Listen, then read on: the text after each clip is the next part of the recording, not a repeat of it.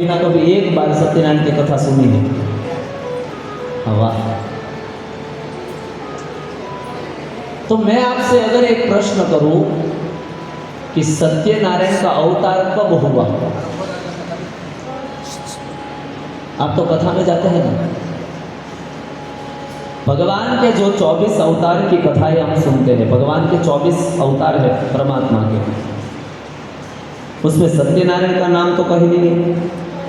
अगर आपने सुना हो तो मुझे बताना, मुझे तो नहीं सुना।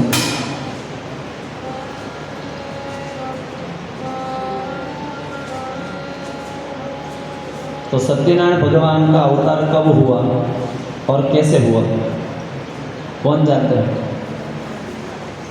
कोई नहीं। तो सत्यनारायण की कथा क्यों करते हैं? तो रामना जन्मनी खबर नहीं, कृष्णना जन्मनी नहीं, अवतार ज छे। ए तार्किक जवाब नहीं, नतांश तर्केण योजयते। अगर हमें राम जन्म का पता है, कृष्ण जन्म का पता है, वामन का पता है, नृसिंह का पता है, कपिल का पता है, हयग्रीव का पता है, तो सत्यनारायण का कहीं पर भी आपने उल्लेख सुना है? नहीं। तो हम कथा क्यों करते? कम से कम ये जानना तो आवश्यक है कि नहीं? हमारी यही समस्या है।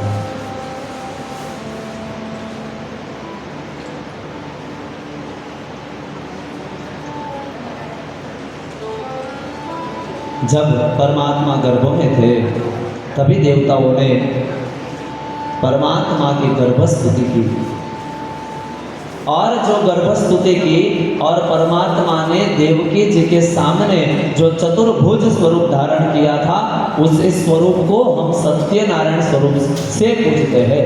भगवान का कोई अवतार नहीं है, लेकिन देवकी जी के सामने जो परमात्मा चतुर्भुज स्वरूप लेकर पधारे थे, वही स्वरूप को हम सत्यनारायण कहते हैं। और वहीं पर देवताओं ने परमात्मा की स्तुति की थी।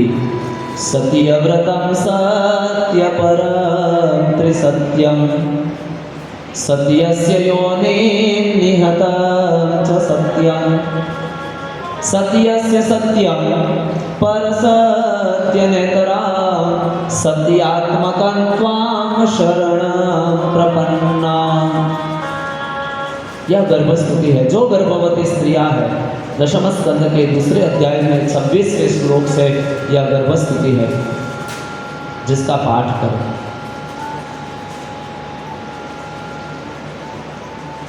गर्भस्तुति करके सभी देवता अपने अपने निज धाम गए। परमात्मा नारायण का समय हुआ और परमात्मा ने कारागृह के अंदर श्रावण कृष्ण अष्टमी, जो लोग पूर्णिमास करते हैं उसके लिए भाद्रपद कृष्ण अष्टमी के दिन रात को 12 बजे परमात्मा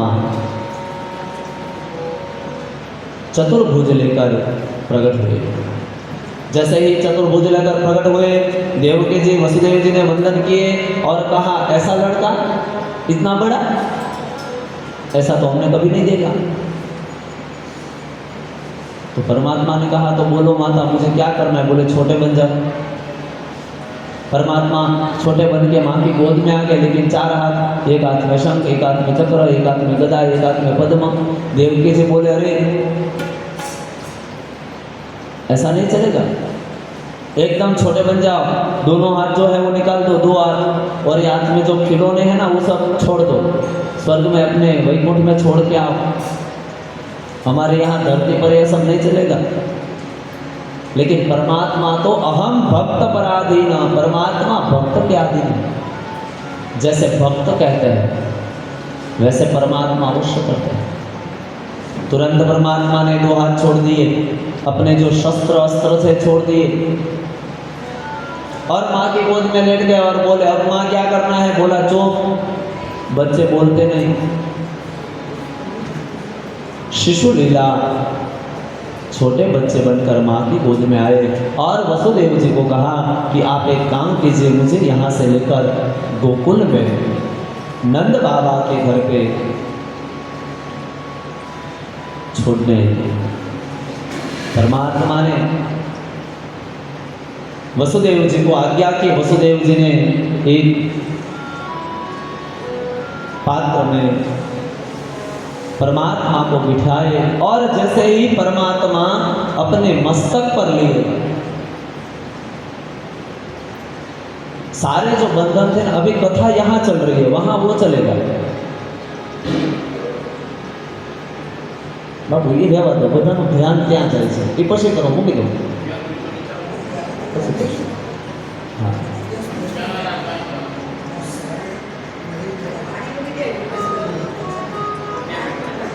તો બનાવી